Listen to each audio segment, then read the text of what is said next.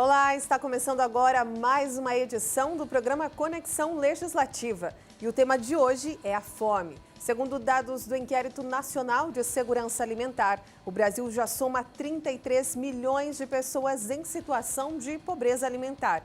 O estado de São Paulo tem uma realidade ainda pior. Segundo o relatório da Comissão de Direitos Humanos, a situação nunca foi tão grave como está agora. Já são mais de 32 mil moradores de rua na capital paulista, incluindo até crianças menores de 3 anos.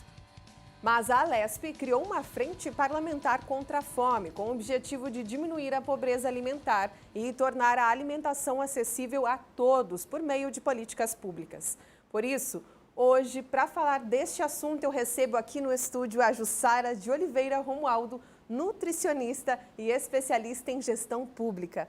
Jussara, obrigada por aceitar o nosso convite para falar desse tema tão importante para a sociedade e para todos nós, né? Eu que agradeço, Elis. Com certeza é um assunto pertinente, ainda mais nos dias de hoje.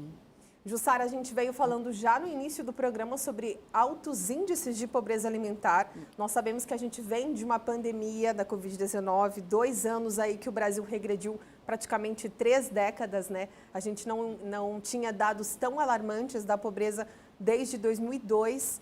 Então, eu gostaria que você já começasse falando para a gente essa questão dos dados aqui dos moradores de rua em São Paulo. Não sei se você já chegou a notar, provavelmente, que tem muita família morando na rua aqui em São Paulo, principalmente com crianças que estão em fase de desenvolvimento, né? De crescimento e precisam de uma alimentação regrada, de qualidade. Muitas vezes o que essas crianças têm é um alimento que alguém dá ou aquelas marmitas que são distribuídas na Sé ou em alguns lugares comunitários. Como nutricionista, como você pode ver que vai afetar o desenvolvimento e o crescimento dessa criança a falta da alimentação? Sim, é muito difícil, né? Hoje mesmo, quando eu estava vindo na Sé, o quanto aumentou o número, né, de moradores em situação de rua, é alarmante, é preocupante, porque pensamos que não tem acesso ao mínimo, que é o mínimo, pelo menos ter o arroz, o feijão, e isso não estou nem dizendo de frutas, verduras e legumes.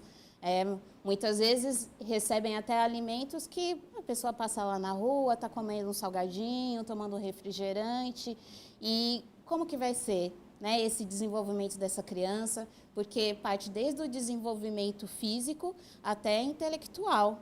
Então, nós precisamos pensar em como reverter essa situação de maneira a curto prazo e urgente.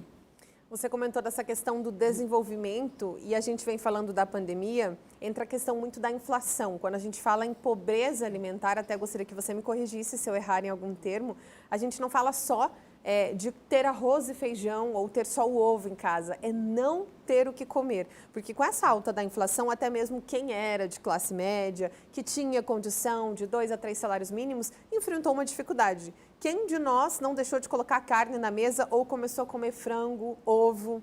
E isso era a alimentação das pessoas antes de baixa renda, mas até para elas faltou esse básico, né? Eu vi esses tempos uma reportagem que no interior do Ceará as pessoas estavam passando a farinha, água e sal.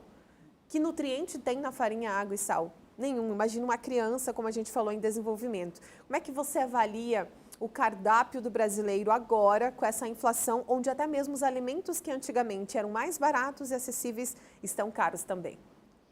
Sim, e além disso, muitos têm substituído até mesmo por lanches, né? Quando a gente pensa num trabalhador, né, na trabalhadora, então fica mais difícil de você ir para um self-service ou então, né, para uma padaria e que serve uma refeição mínima.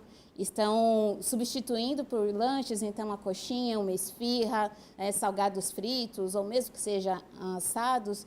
E o que a gente acaba tendo? Alimentos com alto teor de gordura, sal, carboidratos, tem se deixado o consumo de fibras, e é claro que isso acaba se refletindo também na comida dentro de casa.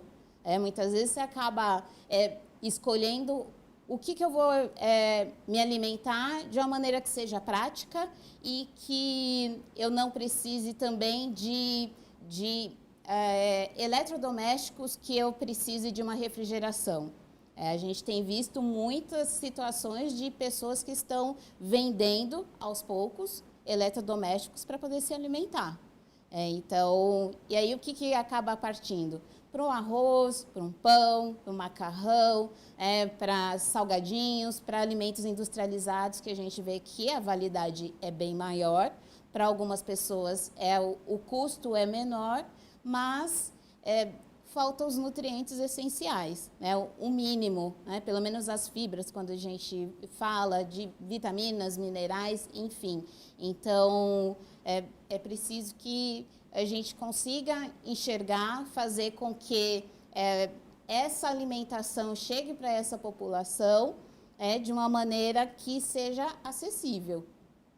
Jussara, eu gostaria de lembrar agora um episódio com você que aconteceu em Fortaleza no ano passado. Um episódio muito triste, uma imagem muito forte de pessoas procurando comida no lixo, procurando carne, né, restos de carne que não seriam consumidos de forma comum ou no mercado, porque não tinham o que comer. Como a gente falou, a pandemia acirrou muito isso, né? Eu gostaria que a gente revesse essas imagens para a gente comentar também a respeito disso nesse sentido de pobreza alimentar. Bem pesado, né? Olha só, caminhão de lixo, as pessoas revirando o lixo para procurar o básico para comer, né? Aqui no nosso telão aqui, ó, olha só, Ju, que pesado, né? Muito e olha o desespero, triste. as pessoas chegam a brigar para conseguir pegar o resto que alguém jogou, que não servia para mais ninguém. Sim, e pensar que ontem não, né? No ano passado eu fiz uma viagem para a Bahia e eu passei por Itapuã. E nos fundos, né, quando eu fui para a parte de trás, eram pessoas que estavam quase nessa situação. Isso foi em agosto e esse episódio trágico, né, que a gente pode dizer, em Fortaleza foi em outubro. Pensar que começou a ser muito comum. Eu lembro de falarem que estavam pegando alimentos vencidos, e isso era uma frequência, era com muita frequência. Eu já ia entrar nesse assunto do alimento vencido para a gente falar um pouquinho da questão de quais são os prejuízos que fazer isso, né? De pegar a comida no lixo pode trazer. Uma das alternativas dos supermercados foi fazer isso. Um feirão, vender os produtos que já estavam perto da validade para que as pessoas pudessem consumir. E aí alguns açougues, né, jogavam fora alguns restos de carne, partes do animal que não seriam consumidas e essas pessoas pegavam. Imagina o nível de desespero e de fome dessas famílias que chegavam no máximo da humilhação, perderam a sua dignidade, é muito triste, né? Parece que a gente, assim, no nosso lugar, está falando de um outro país. A gente não imaginava ver isso no Brasil, né? Qual país não sofreu economicamente com a pandemia? Mas aí a gente vê essas famílias no desespero máximo de pegar o resto que elas sabem que não é próprio para consumo, mas elas não têm nada para comer. Então, até mesmo aquilo que é considerado lixo serviu de alimento, né? Com certeza. A gente pensa que teve, acho que uns 2, 3 anos atrás, em que nós víamos em outros países essa situação e não imaginávamos que iríamos passar por isso. Quando você falou, né, a respeito dos alimentos vencidos, é muito preocupante porque o fato de colocar a validade, né, no alimento é justamente para que nós evitemos de consumir aquele alimento que já não vai fazer tão bem para nós, e isso desde nutricionalmente falando, quanto até em relação a ter micro-organismos, né, substâncias tóxicas. E quando a gente vê isso, principalmente os supermercados fazendo isso, que são o polo, né, para a alimentação, fazendo isso, pensa, está faltando planejamento, né? Por que não, talvez, pensar em fazer uma compra menor, ou então disponibilizar esse alimento num tempo maior para que essas pessoas elas não comprem esses alimentos vencidos.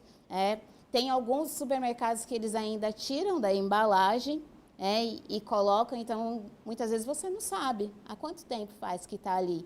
E tirou da embalagem, ele diminui ainda mais o tempo dele. Então, a gente precisa passar essas informações para a população, para entender, né, de fato, porque não é simplesmente a validade. É claro que precisamos entender que é no momento de desespero, isso de quando a gente vê há quanto tempo que o alimento dura, ele já está muito, já faz parte do hábito do brasileiro, e agora a gente está tendo retrocesso. Então, é muito preocupante isso e a gente precisa fazer, de alguma maneira, uma nova educação, para essa população e até mesmo para os grandes centros, para os grandes varejistas, de planejamento, de logística, para que isso não aconteça. Isso que você comentou, Jussara, me lembra muito uma pesquisa que foi divulgada o ano passado também, pela FEComércio, que fala, inclusive, que alguns comércios, você falou dos varejistas, desperdiçam muito alimento. E como a gente pode criar políticas públicas, agora você como nutricionista que cuida dessa parte da alimentação, para evitar esse desperdício?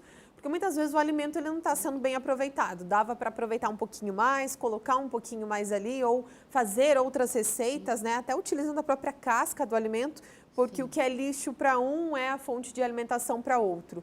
Como a gente pode evitar o desperdício? Porque o país também figura entre um dos maiores países que tem o desperdício de alimento. Talvez porque a gente tem uma maior população, talvez porque a gente não tem essa noção, a gente mesmo em casa. Quem nunca foi numa praça de alimentação de um shopping e viu vários pratos ali com alimentos desperdiçados? Ok, a pessoa pagou por aquele alimento, mas alguém não tem o que comer e aquilo ali vai ser jogado fora, vai ser perdido enquanto a gente tem aí 33 milhões de brasileiros passando fome. Então, eu gostaria que você fizesse esse paralelo, em relação a isso que a gente comentou, como a gente pode evitar o desperdício de alimento, tanto a gente, consumidor, pessoa, quanto também o comércio varejista de alimentos. Sim, eu sempre penso que a gente precisa começar de dentro para fora. Então, começando em casa, planejando melhor. Muitas vezes a gente pensa assim, é melhor sobrar do que faltar. Mas precisa entender o que é esse sobrar. Eu consigo fazer sobrar um alimento e congelar? Se não for possível, então diminuir essa quantidade. E depois acho que a gente já começa a pensar, poxa, quem que seja próximo, um vizinho ou no bairro onde eu estou, que está precisando desse alimento. Por que não fazer, de repente, uma marmita, fazer uma quentinha? A gente não precisa, muitas vezes, tem essa visão de que eu preciso colaborar grande, eu preciso dar uma cesta básica, ou então dar um dinheiro muito maior para uma instituição de caridade. E muitas vezes a gente pode fazer com um vizinho que está ali do lado, ou com uma família que, de repente, alguém conhece que está passando por dificuldade. Então, começa por aí. Depois, é importante que nós já temos políticas públicas, existe uma infinidade, nós temos conselhos aí espalhados, desde municipais, estaduais, que cuidam da alimentação. O que falta, talvez, é deixar isso mais claro para a população. E como fazer isso? Através dos equipamentos que nós já temos. Então, as escolas, os postos de saúde, nós temos uma infinidade. Chegar e falar, de repente, fazer grupos dentro da comunidade e falar, olha, vocês têm esse direito, vocês podem ter acesso a isso, acho que é ir juntando. E depois, como sempre, cobrar das autoridades. Começar pequeno, é claro que muitas vezes a gente sempre fala, uma andorinha só não faz verão. Mas juntando, tendo comunidade, a gente tem uma infinidade também de grupos aí que vem se formando. Então, é importante que a gente se una.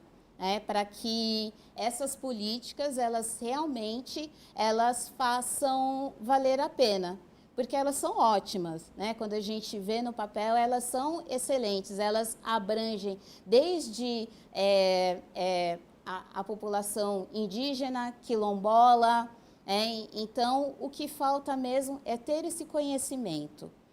Acho que a gente tem um pouquinho mais de curiosidade e quem tem a informação, espalhar essa informação. Porque o conhecimento, ele só é bom quando a gente espalha. Quando ela é compartilhada, Exatamente. Né? E a gente só vai vencer esse estigma da pobreza alimentar se uma união total for feita, né? Entrando nesse assunto de escolas e postos de saúde, como você falou, a sociedade como um todo, a Alesp tem uma frente parlamentar que foi criada no ano passado com esse objetivo de promover debates e políticas públicas para tornar a alimentação acessível a todos. O que a gente diz com acessível? Hoje tem alguns projetos, o Bom Prato, que a gente conhece que é alimentação baratinha, tem essa questão de distribuição de marmitas na Sé, mas é muito maior do que isso. Não dá conta de atender a toda a comunidade. E nem todo mundo tem a condição de ir no Bom Prato ou ir lá na Sé pegar a marmita. E outra é uma vez no dia. Então, a intenção da Alesp é criar, né, políticas públicas para que fortaleçam essa questão de distribuição de alimentação para todos. Uma das ideias, Jussara, que é um projeto que tramita na casa, ainda não foi aprovado pela CCJ, mas é um projeto interessante, que vale a pena a gente citar, é a criação de um banco de alimentos.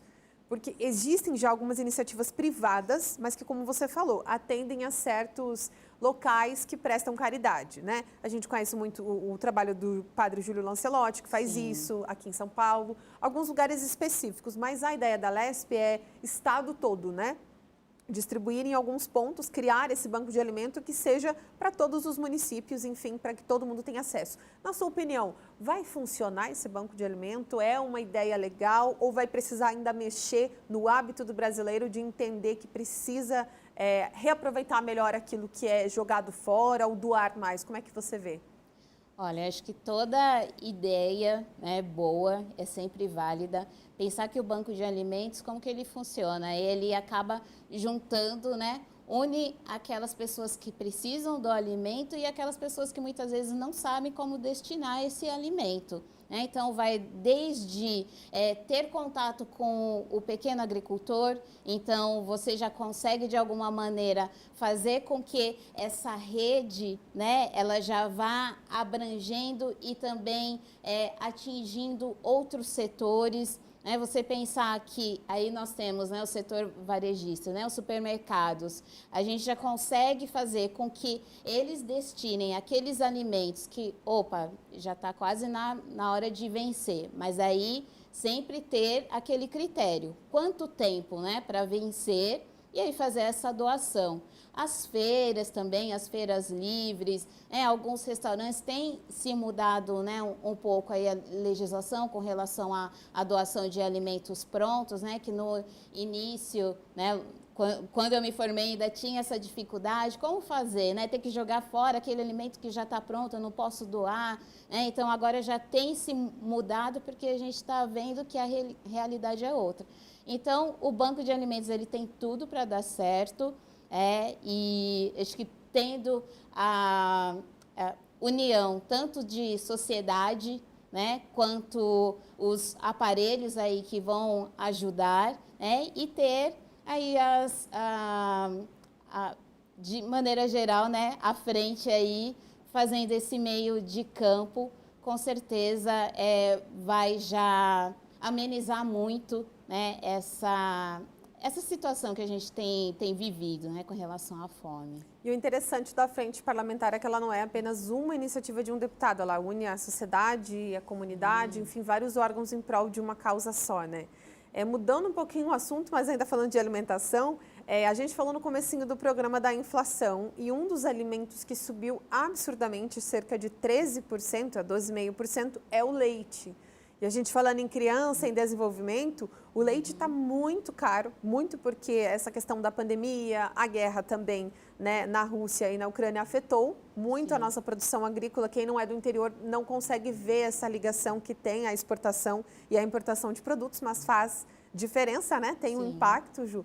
E eu gostaria que você falasse a questão de alimentos que são modificados, porque o que acontece? Muitas vezes agora no mercado você vai comprar leite condensado, não é leite condensado, a caixinha ainda é a mesma, já vamos entrar no direito do consumidor, não é a nossa área, mas vamos comentar sobre isso. Sim, com certeza.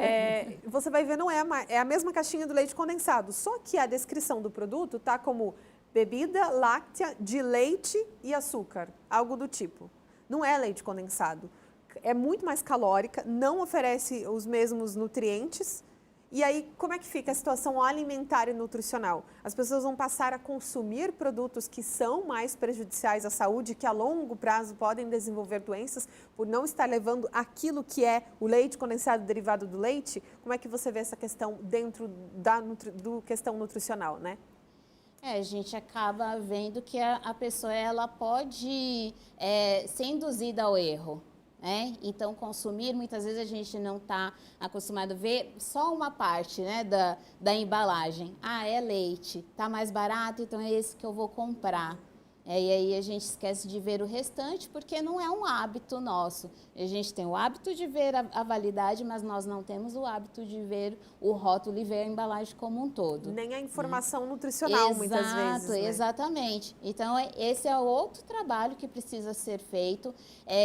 Tem aí também uma mudança que tem sido feita aí com relação à rotulagem dos alimentos, para que esteja mais claro, mais visível, que seja de uma linguagem fácil, acessível, que até mesmo nós, como profissionais, eu mesmo tenho dificuldade, às vezes, de identificar, né? Então, é preciso ter essa mudança e, é claro, né, quando você vê dois alimentos que têm a mesma, pelo menos tá a mesma embalagem, né, escrito, pelo menos que está escrito lá, é leite ou quer seja qualquer outro alimento, a gente acaba comprando aquilo que está mais barato. E muitas vezes não percebe o quanto que nós estamos perdendo. Pensar aí em relação até mesmo à quantidade, né, da embalagem, que antes, né, um pacote era de 200 gramas, agora é 180, mas o preço continua o mesmo. Então, são pequenas coisas que a gente precisa prestar atenção.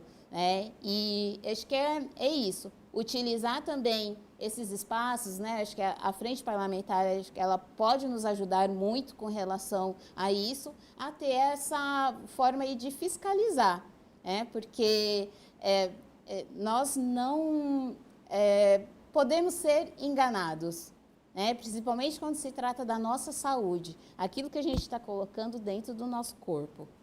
E aí a gente volta naquele estigma da pobreza. Nós ainda temos essa condição de analisar o que eu vou levar no mercado, o que eu vou comer. E quem não tem essa condição, né? E quem passa fome, vai receber a caixa de leite que alguém doou, que às vezes está próximo da validade, que a gente sempre fala que o leite de caixinha é um veneninho, né? Porque ele tem muito conservante, fica muito tempo ali, o processo, né, de produzir aquele leite não é muito natural. E às vezes a mãe está dando para uma criança de 1 ano e meio, 1 ano, o leite que ela recebeu ali na cesta básica. Pode prejudicar também a saúde da criança nesse sentido, Jussara? Com certeza, né? Porque primeiro a gente acaba. Que mãe, né? Como que a gente vai julgar uma mãe né, que está recebendo uma doação? Como falam, né? Cavalo dado não se olha os dentes. É o que ela tem. Né? E aí é o que ela tem. Ela vai oferecer aquilo para a criança.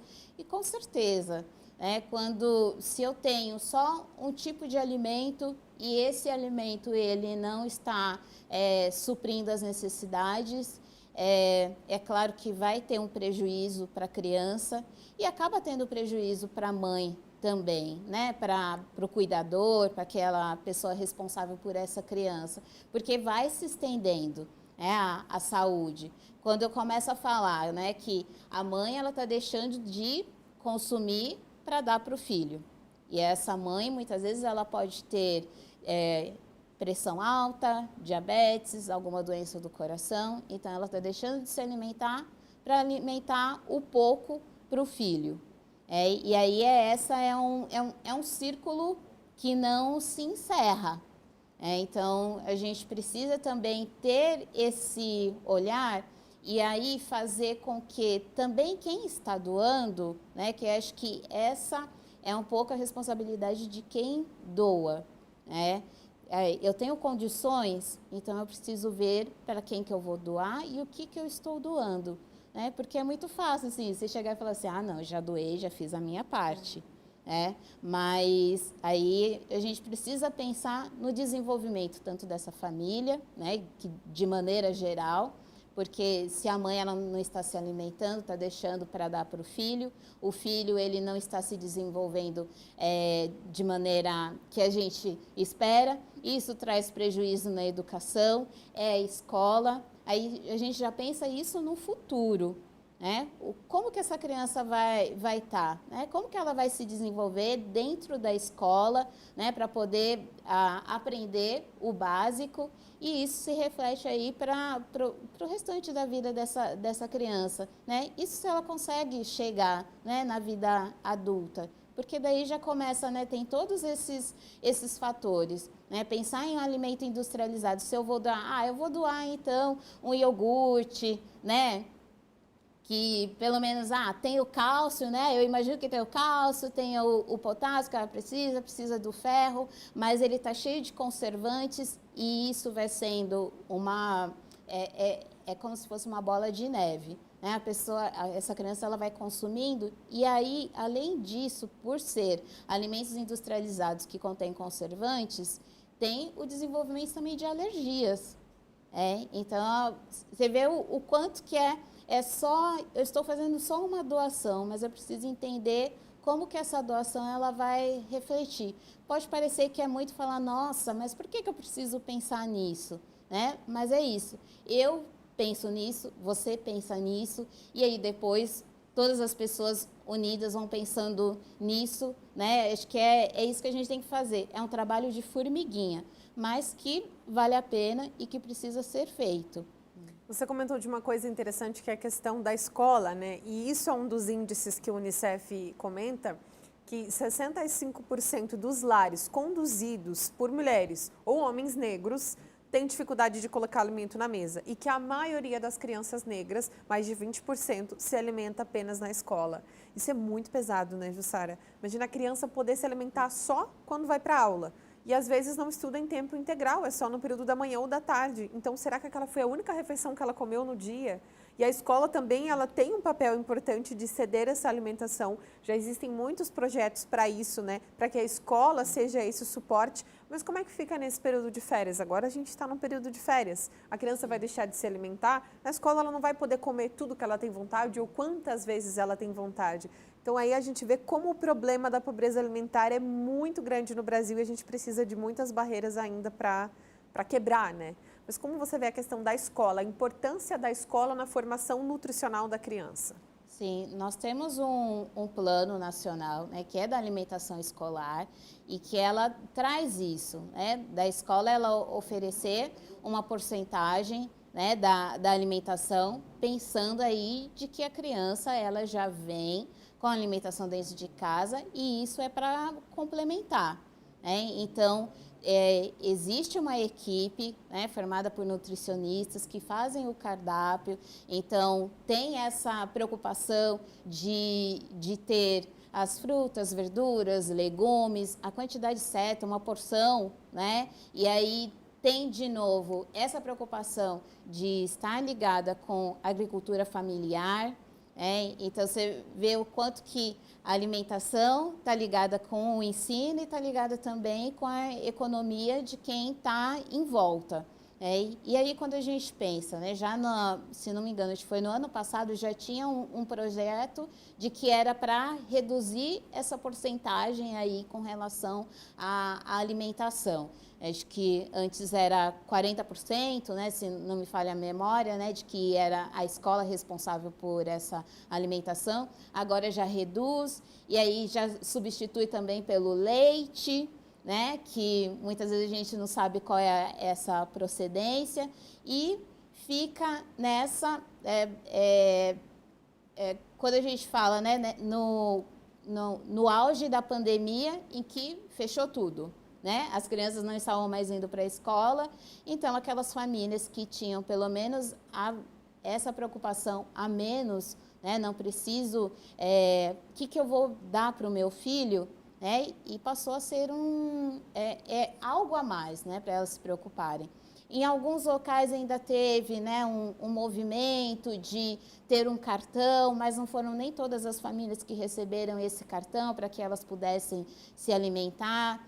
Agora, com essa retomada, né, tá tendo de novo, né, tá sendo aos poucos, mas já não é como era antes, né, no início do programa.